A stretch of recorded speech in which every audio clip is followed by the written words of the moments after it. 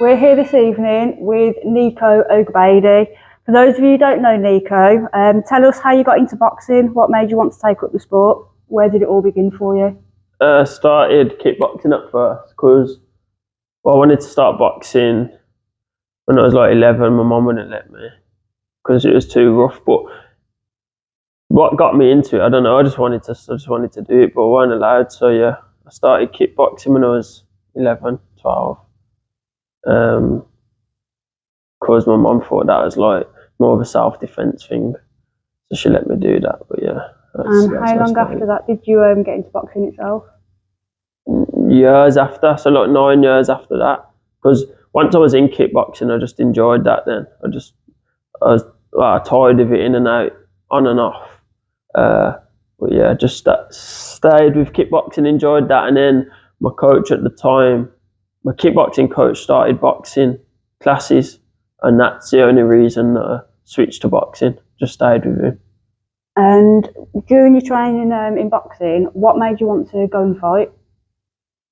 That's why I started boxing. Well, kickboxing, boxing. Anyway, I never started to just train. Like, I started because I wanted to fight, just naturally. Like, I always wanted to.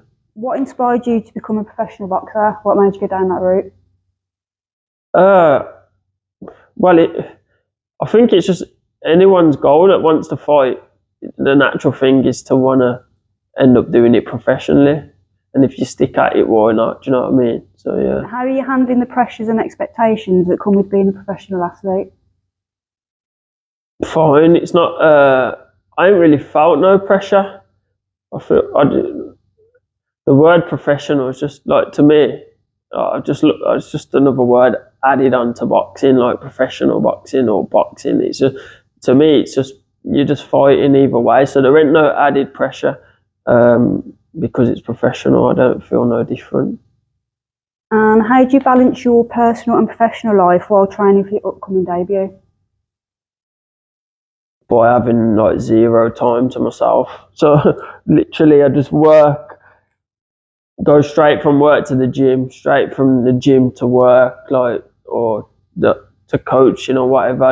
And only free time I have is like my 1 day off a week, and then I just chill. Yeah, it is hard, but that's all I do in my life, really. So.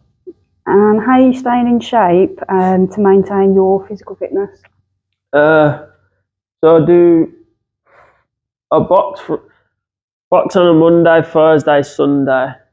Do strength and conditioning with Jamie on Tuesdays and Fridays, and then in between that I just run or do my own bag work and whatnot. So yeah, train every day. How important is training and conditioning in boxing? What are some of your favourite drills or exercises?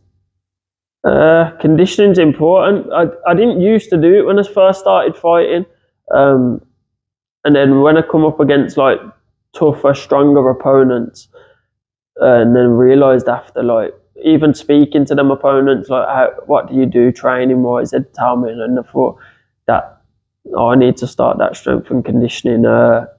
Definitely important, especially it's all right for like without it for like 3 rounds or 2-minute rounds, 3 rounds, but when you're going like further on into fights and you're fighting stronger people, you need the strength and conditioning.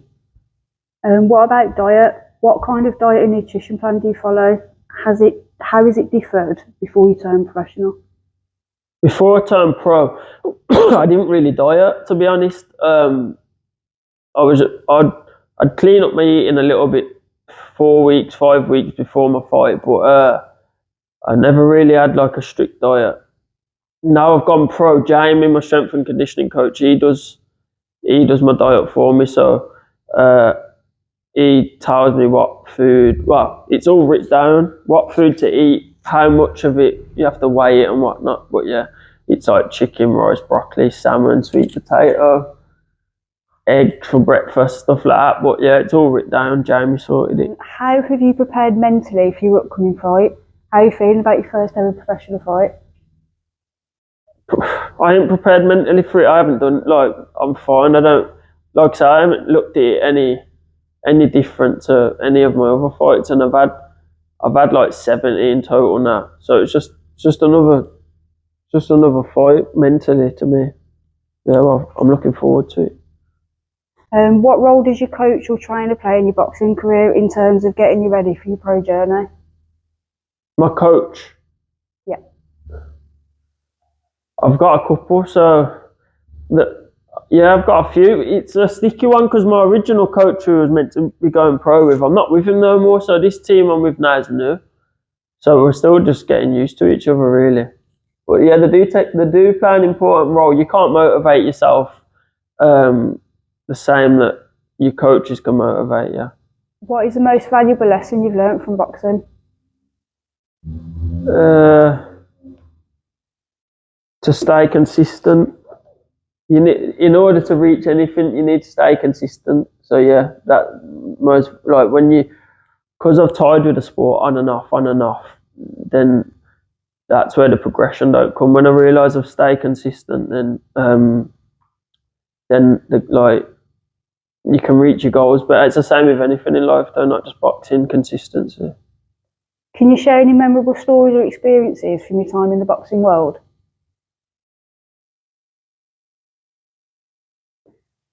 No, no, I don't know. Nothing I can think of. This will be my most like. This debut will be the biggest memory, innit? Are there any fighters from the past or present who you admire or look up to, and why? From the past, Mayweather. Obviously, people like Tyson, Muhammad Ali, but my biggest inspiration was Mayweather. First of all, like obviously, I love money. He loved money. His flashiness, and just it's undefeated, isn't it? You can't ask for much more. From present, no one really. What are your future goals and aspirations for your career as a professional boxer? Uh, at least a Midlands title. I'm 29 now, innit? So I'm not really a spring chicken, but I definitely want a Midlands, maybe English. Do you see yourself as a good role model for the younger generation, and why? Yeah, I'd like to think so. I'd like to think so because, to be honest, I had a message the other day actually from a woman saying like, I hope my son's mad about boxing, blah blah blah. I hope it turns out like you. But yeah, I like to think from like the area that I come from, a lot of people getting in a lot of trouble, jail, this that. I've never really been that guy. Like always just been into my boxing or kickboxing. So yeah, I think I'm a good role model. You don't have to go down that route. Who was your role model growing up, and who is your role model now?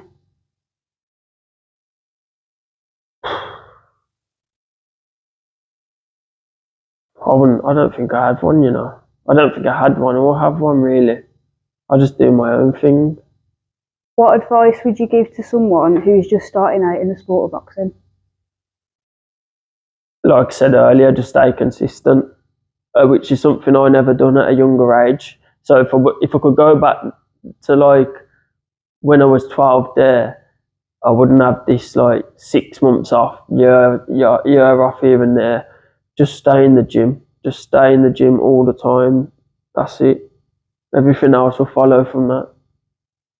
What advice would you give to someone who wanted to become a professional boxer? Work hard and starve the distractions. The clubbing, women. Just leave it all alone. So, when is your debut, Nico? 1st of October in Birmingham. 6 days today at the H Suite. Do you have any final words you'd like to say? No, just a quick thank you to my sponsors. Hopefully I can remember them all because my memory's not that great. So Onco, SES Electrical, Mahoney Brickworks, Bear Vape, Solihull, Team Spartan Security, Matt Kirby, MC, RPG Promotions, and Fibre Memorabilia. That's them all, I think.